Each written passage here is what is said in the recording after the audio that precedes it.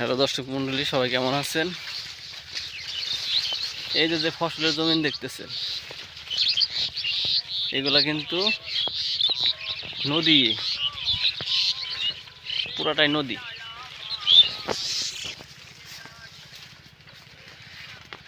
এদিকে পুরাটাই নদী ছিল এক সময়, এখন ফসলের জমিন। সবই চাষ হয় এখন, ধান থেকে শুরু করে সব কিছু।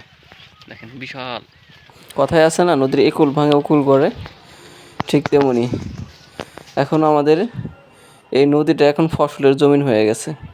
দেখেন অনেক ভালো ভালো ভুট্টা হয়েছে, অনেক মজবুত মোটা তাজা, মানে উর্বর মাটি যাকে বলে। এই বেলে দোআঁশ মাটি এখন উর্বর জমিন হয়ে গেছে গা, অনেক ভালো একটা জমিন। এখানে সব রকম চাষ হয়।